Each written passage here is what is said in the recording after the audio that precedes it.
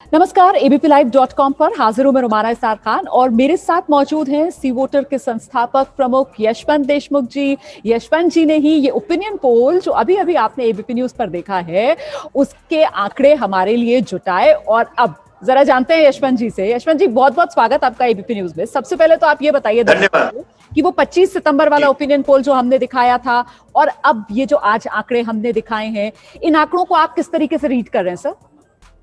देखिए रोमाना, जो लोग दर्शक हम लोग को फॉलो करते हैं वो जानते हैं कि हमारा ये कोई ओपिनियन पोल एक बार का नहीं है। हमारा डेली ट्रैकर चलता है और हम लोग पिछले लगभग रोजाना तरीके से भी 6 महीने से बिहार को हम लोग ट्रैक कर रहे हैं और हफ्ते के हिसाब से तो कर ही रहे हैं कई सालों से। और जो चीज मैं देख रहा था, केवल पिछले महीने नहीं बल्कि अगस्त के आंकड़े और उससे पहले के भी आंकड़े, और हम ये देख रहे थे कि लगातार 1-2% करके ही सही, लेकिन एनडीए के आंकड़ों में कमी आ रही थी। अब ये गिलास आधा भरा है और आधा खाली है वाला अंदाज तो अपनी जगह पे आंकड़ोंबाजी में हमेशा लोगों का रहेगा, लेकिन ट्रैकर में हम लोग ने बहुत क्लियरली लगातार इस बात को बोला है कि जो केमिस्ट्री है बिहार में वो बिगड़ी हुई है एनडीए की, क्योंकि लोग बहुत नाराज हैं। मुख्यमंत्री के खिलाफ एंटी इनकम्बेंसी है, सिटिंग एमएलए, सिटिंग एमपीज, इन सबके खिलाफ इनकम्बेंसी है और केवल प्रधानमंत्री को छोड़ दें तो किसी की भी लोकप्रियता, यहां तक कि विपक्ष के नेताओं की भी लोकप्रियता नहीं। ये बड़ी विचित्र बात है। मतलब सरकार की लोकप्रियता अगर रसातल में है तो विपक्षी लोकप्रियता उससे भी ज्यादा रसातल में। तो ये बड़ी विचित्र सी एक फीलिंग आ रही थी और हमने ट्रैकर में ये भी बताया रोमाना कि कैसे पिछले कुछ महीनों में बेरोजगारी का मुद्दा एकदम से out of the blue shoot किया। ठीक है, रिवर्स माइग्रेशन उसका एक महत्वपूर्ण हिस्सा था जिसके कारण ये हुआ, लेकिन ये एकदम से बेताल बन के एकदम चढ़ जाएगा झाड़ पे वापस, ये चीज नहीं सोची थी।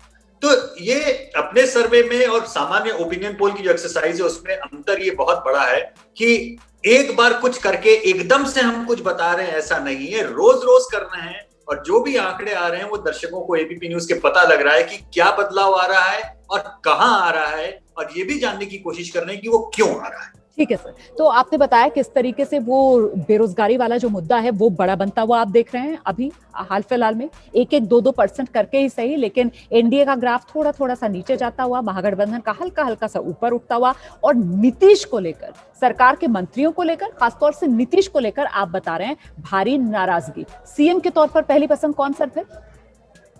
नीतीश कुमार। ये उलटबाजी आपको लगेगी ऐसा क्यों है?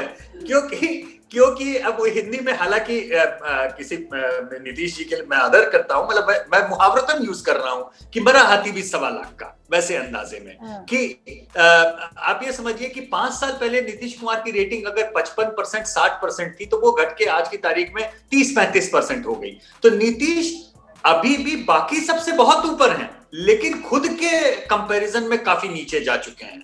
दूसरी चीज कि अक्सर नीतीश कुमार के साथ में तेजस्वी यादव को कंपेयर करते समय हमारे आंकड़ों में लोग कहते हैं देखिए नीतीश कुमार की तो अभी भी आप 30% रेटिंग बता रहे हैं और तेजस्वी यादव की तो केवल 17% है, बहुत बड़ा गैप है।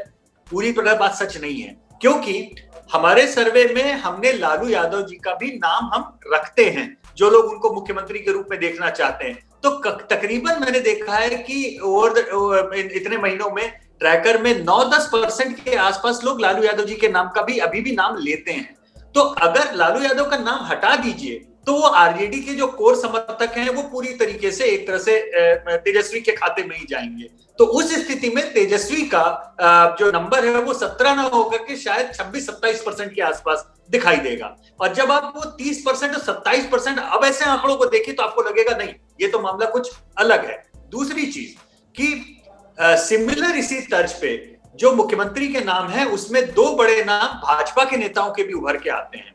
उसमें से एक सुशील मोदी का और दूसरा गिरिराज सिंह का। ये दोनों का ही नाम भी करीबन 5-6% के ऊपर आता है, यानी 12% के आसपास की रेटिंग ये बीजेपी के ऐसे नेताओं की आती है जो मुख्यमंत्री की दौड़ में सीधे नहीं है, लेकिन बीजेपी के भी वोटर नाराजगी के बावजूद भी तेजस्वी के सामने कंपैरेटिवली नीतीश कुमार का नाम लेना पसंद करते हैं। ठीक है सर, आपने क्योंकि बीजेपी नेताओं के नाम का यहाँ पर जिक्र कर दिया मुख्यमंत्री के पसंद के तौर पर, और ऐसे में एक बड़ा फैक्टर, क्या आपको लगता है कि इस चुनाव में चिराग पासवान बनते हुए नजर आ रहे हैं, जो इसीलिए लड़ाई लड़ रहे हैं एनडीए से अलग होकर कि बिहार को इस बार नीतीश कुमार नहीं बल्कि बीजेपी का सीएम मिलना चाहिए?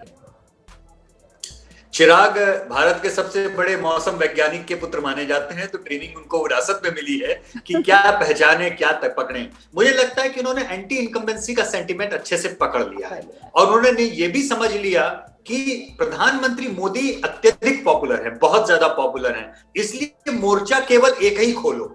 मतलब मोर्चा बोलते रहो कि प्रधानमंत्री का मैं हनुमान हूं, मैं प्रधानमंत्री मेरे मन में है, मेरे सीने में है, और मोर्चा मेरा नीतीश के खिलाफ है। यानी बहुत ही समझदारी से वो प्रो बीजेपी के सेंटीमेंट को अपने साथ में ले रहे हैं, एंटी नीतीश के सेंटीमेंट को साथ में ले रहे हैं, लेकिन अभी भी लालू वाले सेंटीमेंट पे नहीं गए, क्योंकि उनको ये भी पता है कि प्रधानमंत्री और लालू दोनों चीजें मेरी एक साथ नहीं चल सकती। तो वो बहुत सावधानी से खेल रहे हैं। इस सावधानी से खेल में अच्छा और बुरा दोनों हो सकता है।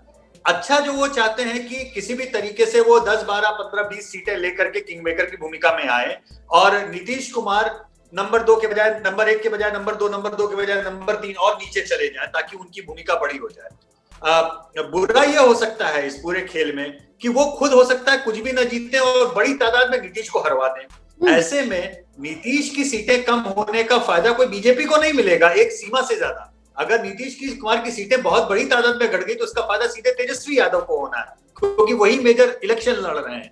तो ये एक ऐसा दांव है जिसे कैलकुलेटेड रिस्क कहा जाता है।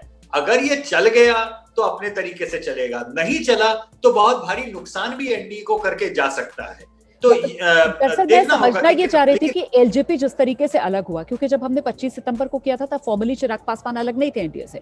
अब क्या हालात बदले हैं जमीन पर? क्या लोगों के नजरिए और ओपिनियन में बदलाव आया है, या ये संदेश जा रहा है क्या जो चिराग देने की कोशिश कर रहे हैं कि दरअसल एलजेपी बीजेपी के ही साथ है? देखिए, जो हम लोग ने स्नैप पोल किया एबीपी का अलग से केवल चिराग पासवान के मुद्दे के ऊपर, उसमें तो लोग बहुत साफ कह रहे हैं कि ये बीजेपी और एलजेपी की मिली भगत है। मतलब बहुत साफ वो इस बात को कह रहे हैं कि ये कुछ ना कुछ मामला अंदर खाने मिला हुआ है और चिराग पासवान को एक तरह से बीजेपी ने ही प्रोजेक्ट किया हुआ है ताकि जेडीयू को काटा जा सके। अब इतना करने के बाद में भी उसमें एक चीज बहुत ध्यान देने की बात है ना, इसी उस स्नैप पोल में हमने एक सवाल ये भी पूछा लोगों से कि लालू बनाम नीतीश में किसका राज बेहतर था, और यहां पर आकर के मामला थोड़ा अटका, क्योंकि 2/3 लोगों ने बोला कि नीतीश का राज बेहतर है और 2/3 ये बोलने वालों में पासवान के भी लोग शामिल। मजे की बात यह है, तो नाराजगी अपनी जगह है बरकरार। कोरोना के कारण वो और ज्यादा घनीभूत हो गई है, बड़ी हो गई है या जी, और लेकिन उसके बावजूद भी ये कहना चाहिए कि ऐसा नहीं है कि लोगों ने लालू राज को माफ कर दिया या उसको वो भूल गए हैं।